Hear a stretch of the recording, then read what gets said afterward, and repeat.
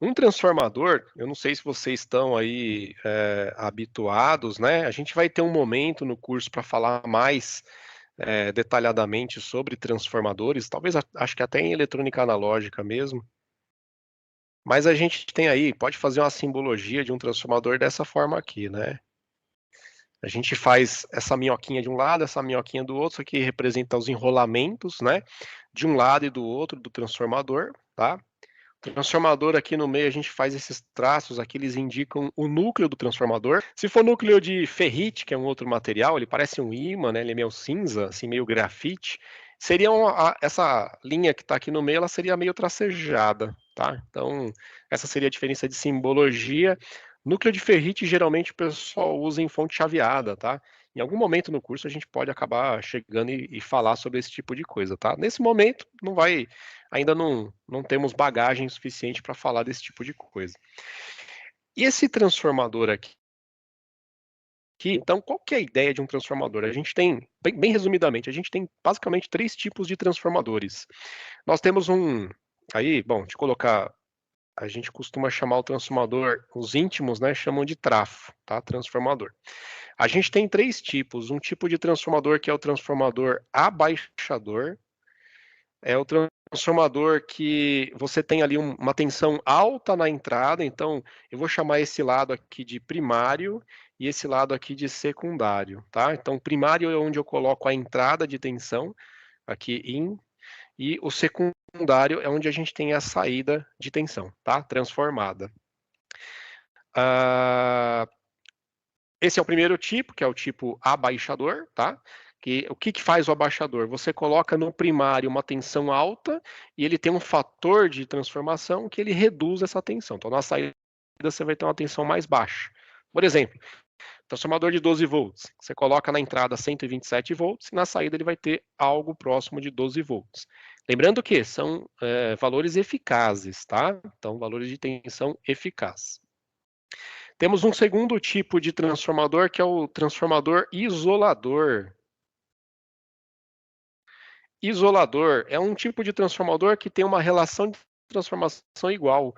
Ou seja, se você colocar 127 volts na entrada, ele vai ter 127 volts na saída. Tá? Para que ele serve? Como o próprio nome já diz, ele serve para isolar. Partindo da ideia de que o transformador ele tem uma relação de transformação, né?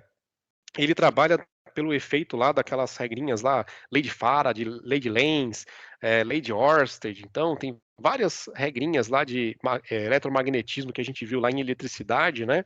Que ele induz uma corrente elétrica num outro condutor, né? Essa bobina desse lado, você circula uma corrente aqui, ela vai gerar um campo. O núcleo concentra esse campo e favorece a indução de uma corrente elétrica lá na bobina do secundário. Essa corrente vai ser tão grande ou tão pequena de forma relacionada diretamente à quantidade de espiras que você tem no lado do secundário.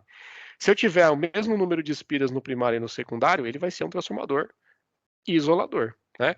Se você tiver mais espiras no primário e menos espiras no secundário, você vai ter um transformador abaixador, né, que é o que geralmente a gente utiliza. E a gente pode ter um terceiro tipo de transformador, que é um elevador, tá? Elevador.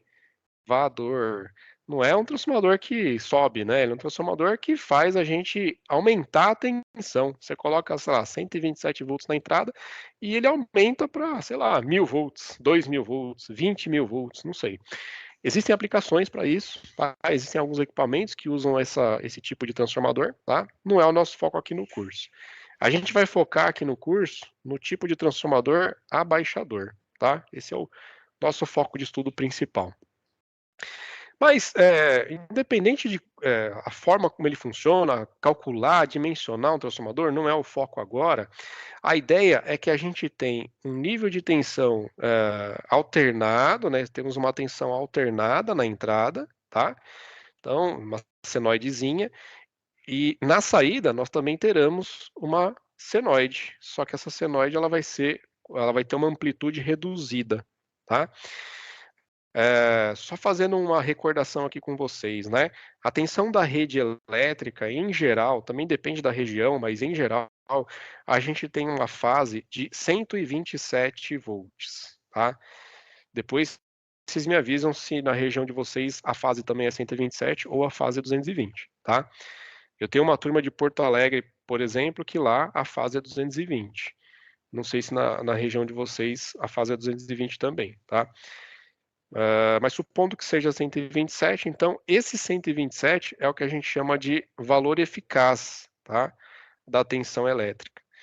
Esse valor eficaz é um valor que representa, um valor numérico que representa essa senoide aqui, né? Você pega o multímetro, mede lá a tomada, vai dar 127 volts. O Marcos falou que é 220, a Thaís também. Então, eu vou apagar e vou colocar 220 só para ficar igualzinho na região de vocês. Então, o valor eficaz dessa tensão é 220 volts, nessa fase, tá? Bem, esse valor eficaz, a gente tinha uma forma de relacionar o valor de pico com o valor eficaz, né? Se eu quisesse calcular o valor de pico, eu pegava o valor eficaz e multiplicava pela raiz de 2, né? Tinha essa formulinha. A gente não precisa se preocupar com isso, só quero relembrar que esse valor aqui é um valor eficaz. Então, se eu tiver um transformador que, pela relação de transformação dele, ele transforma de 220 volts para 12 no secundário, significa que esse valor de 12 volts no secundário também é um valor eficaz, tá? É um valor eficaz por quê? Porque no secundário nós também temos tensão alternada. O transformador ele não proporciona aí a retificação de tensão, né? Ele não transforma uma tensão em corrente contínua bonitinha. A gente vai ter que utilizar algumas coisas aí, como a aula é de diodos, vocês já devem saber qual componente a gente usa para fazer isso, né? Então, bom, só vou fazer um cálculo aqui rapidinho. O valor de pico dessa tensão eficaz aqui, multiplicar 220 por raiz de 2, vai dar algo próximo ali de 310 volts ali, alguma coisa em torno de 310 volts. O que significa isso? Significa que a tensão sai de zero, vai aumentando, aumentando, aumentando, chega lá em 310 mais ou menos positivo, vai diminuindo, passa por zero, chega em 310 negativo, tá? Vai diminuindo até chegar em zero de novo, e esse processo vai se repetindo aí 60 vezes por segundo, né? Sinal de 60 Hz, essa é a frequência. O sinal de saída também tem uma frequência aí de 60 Hz, porque o que a gente mexeu no sinal quando a gente passou pelo transformador foi só na amplitude dele, tá? Ele pegou um sinal que era grandão e diminuiu a amplitude dele.